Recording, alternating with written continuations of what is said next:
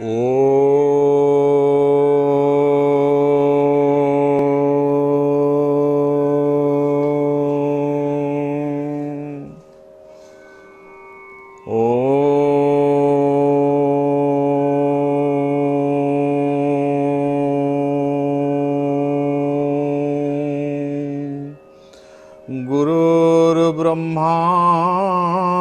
गुरुर्विष्णु गुरुदेव महेश्वर गुरु साक्षात् परम ब्रह्म तस्मै श्री गुरवे नमः।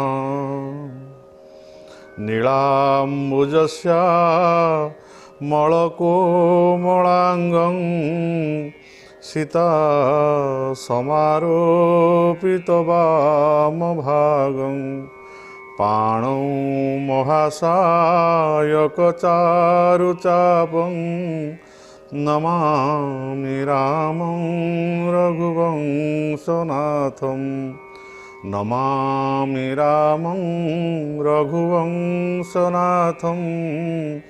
नमामि रामं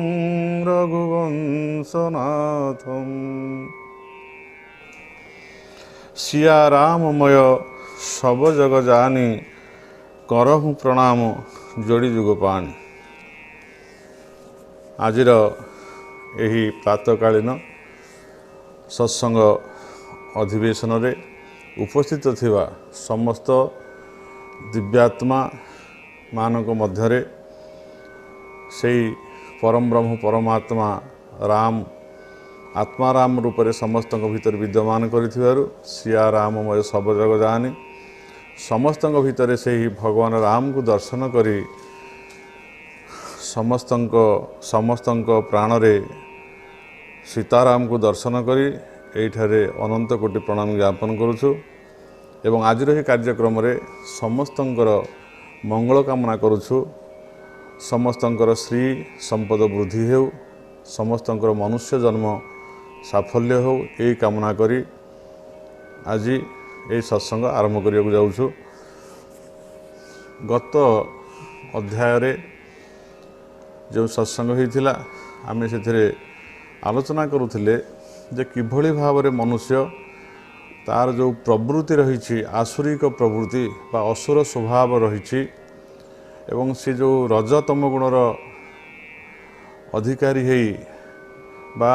रजगुणर तम गुणर वशवर्ती है से जो भूल काम करे एवं कुपथरे गमन करी निज जीवन को दुखमय करने सहित अन्य मानकु मध्य से बहुत दुख कष्ट दे थाए। सेथिपाई मनुष्य जीवन रे प्रथम होउछि भल मनीष हवा को हेले आमको दैव संपदर अधिकारी होबार अच्छे अर्थात दैव गुण संपन्न होबार अधिकार अच्छी आम मानकर। तेणु आम जदि दैव गुण संपन्न होगा ताहले आम भितरे समस्त देवादेवी जो भगवान मानकर चिंतन करा जाइछि परम ब्रह्म परमात्मा सकल घटे अच्छी सबु स्थान अच्छी आम जो देवादेवी मानक काष्ट पाषाण तरु तृण पूजा करुचे समस्त मध्य से अवस्थित अच्छा से जो देखती जे 84 लाख जीवजनी अतिक्रम करी जड़े मनुष्य जन्म प्राप्त होइछि एवं ये मनुष्य जन्मर सार्थकता ता भितर मनुष्यत्वर विकास अर्थात बुद्धि विवेक ज्ञानर किभली भाव में विकास हेबो एवं जनक मध्य जदि सद्बुद्धि विद्या ज्ञानर विकास होए ताहले सही विवेकी मनुष्य ये संसार भितर निजर मंगल करने सहित अन्य मानकर मध्य मंगल करिथाए से केबे हेले कहार दुखर कारण हुए नाही। सेइथिपाई आम मानक भितर जन्म जन्मांतर जो संस्कार आम जो दुष्कृत सब करी जन्म जन्मांतर कृतकारित भाव में से संस्कार बल इह काल मध्य पूर्व संस्कार वशवर्ती होई आमे अनेक गुड़िए कुकार्य लिप्त रहू जन्मांतरे शताभ्यस्ता वृथा संसार वासना आम शत शत जन्म हलानी सहस्र जन्म हलानी आम माने आहार निद्रा मैथुन विषय आसक्त हवा एवं पाशविक प्रवृत्ति द्वारा आम माने इंद्रिय मान को असंजत भाव में व्यवहार करवा ये समस्त कार्य गुड़िक हो आसुथिबारु इह काल आमे जदिओ मनुष्य जन्म लाभ करिछे आम मानकर बुद्धि अच्छी विद्या अच्छी ज्ञान अच्छी तथापि आम्भे माने से बुद्धि विवेक ज्ञान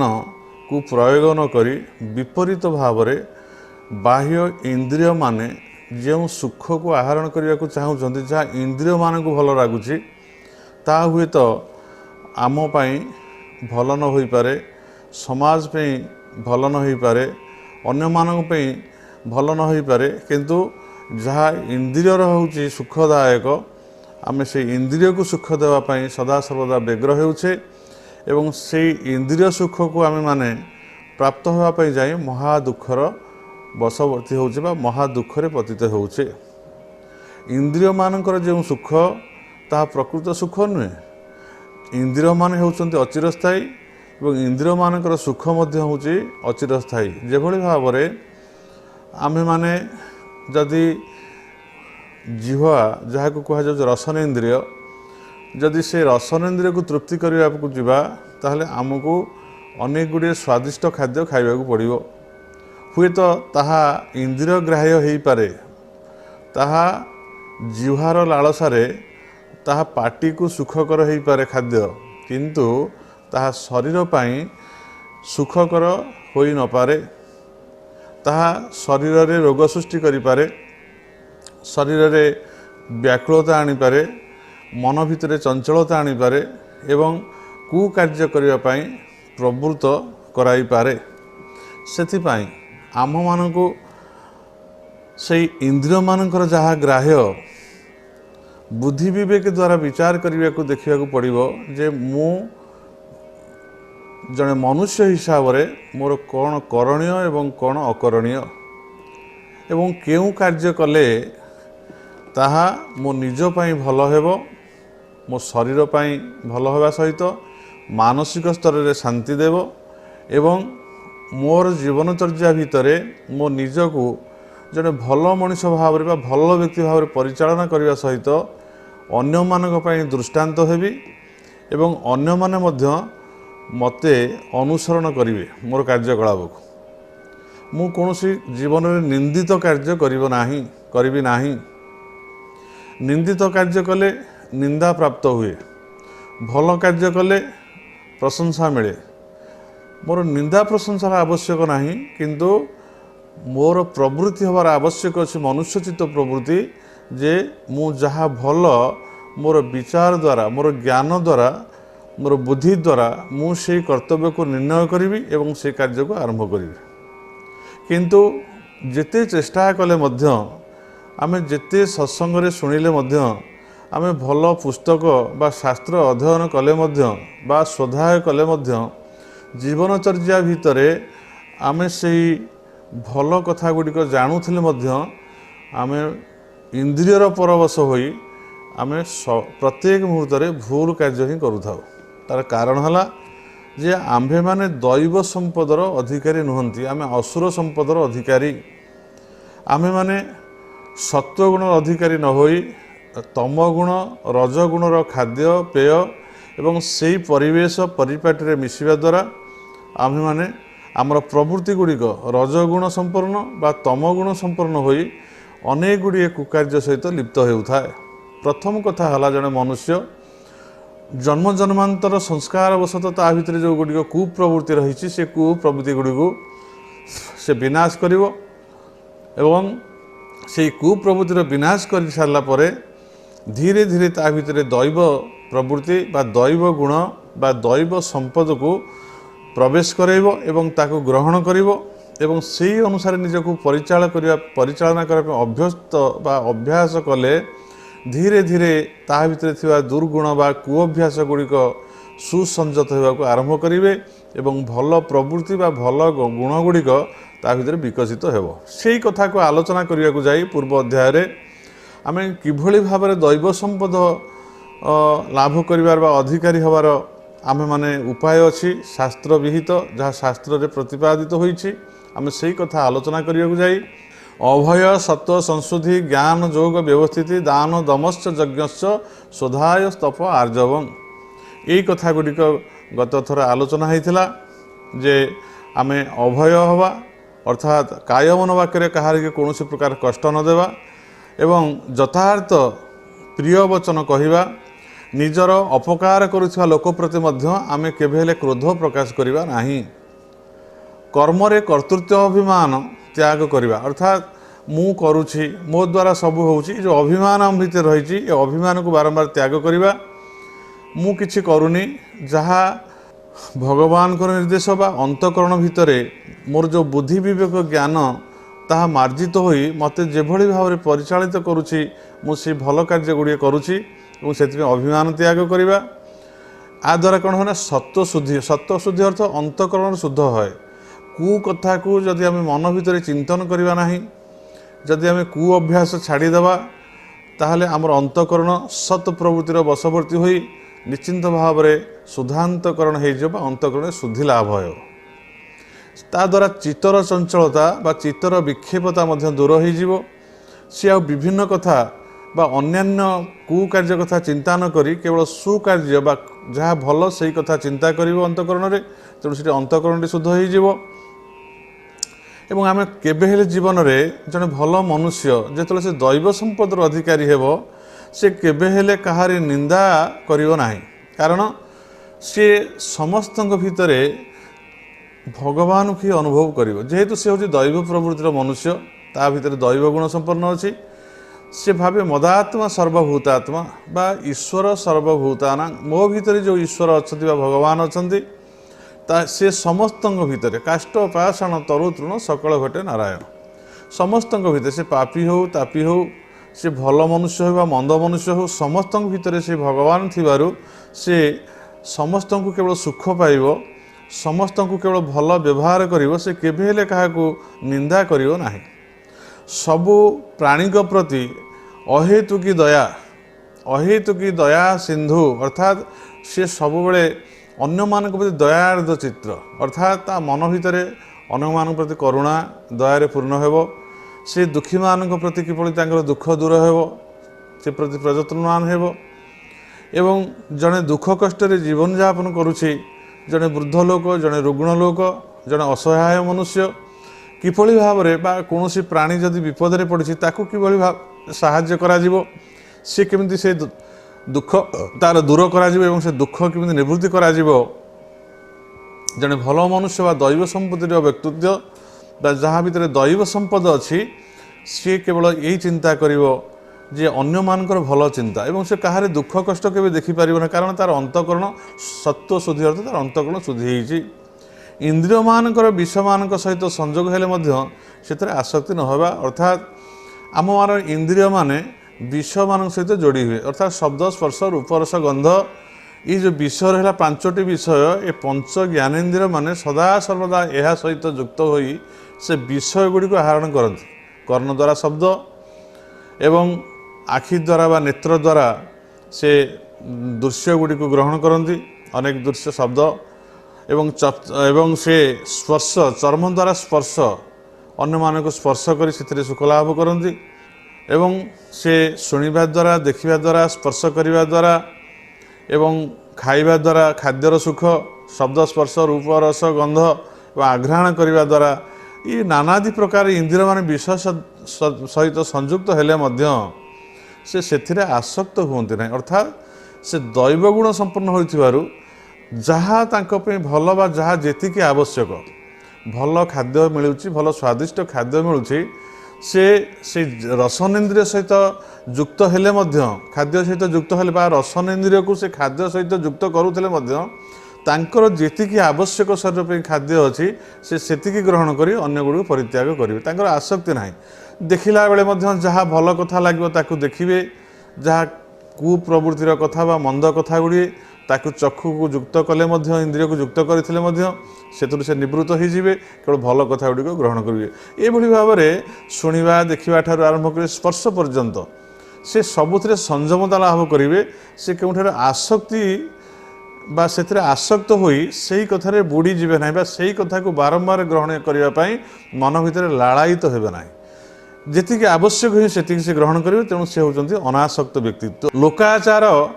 एवं शास्त्र विरोध आचरण लज्जा करवा अर्थात ସେଠି ତାଙ୍କ ଭିତରେ ଯେଉଁ ଲଜ୍ଜା ଭାବ ରହିଛି, କ'ଣ ଲଜ୍ଜା ଭାବ ରହିଛି ନା ସେ କୌଣସି କୁକାର୍ଯ୍ୟ କେବେ କରିବେ ନାହିଁ, ଏଭଳି ଭାବରେ କୌଣସି କାର୍ଯ୍ୟ କରିବେ ନାହିଁ ଯାହା ଅନ୍ୟମାନଙ୍କୁ ଦେଖିଲେ ଅଶ୍ଳୀଳ ଲାଗିବ, ଅନ୍ୟମାନଙ୍କ ପାଖରେ ଦୁଃଖ ଆସିବ, ଲଜ୍ଜା ଆସିବ, ବା ଶାସ୍ତ୍ର ବିହିତ ଯେଉଁ କାର୍ଯ୍ୟ ବା ଶାସ୍ତ୍ରମାନେ ଯେଉଁ ନିର୍ଦ୍ଦେଶ ଦେଇଛନ୍ତି କାର୍ଯ୍ୟ କରିବା ପାଇଁ, ଆମେ ଯଦି ସେଇ କାର୍ଯ୍ୟ ନକରି ଶାସ୍ତ୍ର ବିରୁଦ୍ଧ କାର୍ଯ୍ୟ କରିବା ତାହେଲେ ସେଥିପାଇଁ ସେ ନିଜେ ଲଜ୍ଜିତ, ଯଦି କେହି କରୁଥାଏ ବି ତାହେଲେ ତାକୁ ଦେଖିକି ମଧ୍ୟ ଲଜ୍ଜିତ ହେବେ। ଏବଂ ସେ କେବେ ହେଲେ ବ୍ୟର୍ଥ ଚେଷ୍ଟା, ଜାଣିଛନ୍ତି ଯେ ମୋର ସାମର୍ଥ୍ୟ ଅନୁସାରେ ମୁଁ କେତେ କ'ଣ କରିବାର ଆବଶ୍ୟକ ଅଛି, ମୁଁ କ'ଣ କରିପାରିବି, ମୋ ଦ୍ୱାରା କ'ଣ ସମ୍ଭବ ହୋଇପାରିବ, ସେ କେବଳ ତାଙ୍କର ନିଜର ଯେତିକି ଅଛି ପରିସର, ତାଙ୍କର ନିଜର ଶକ୍ତି, ନିଜର ସାମର୍ଥ୍ୟ, ସେଇ ପରିବେଶ ପରିସର ଭିତରେ ସେ ସମସ୍ତ ଇନ୍ଦ୍ରିୟମାନଙ୍କୁ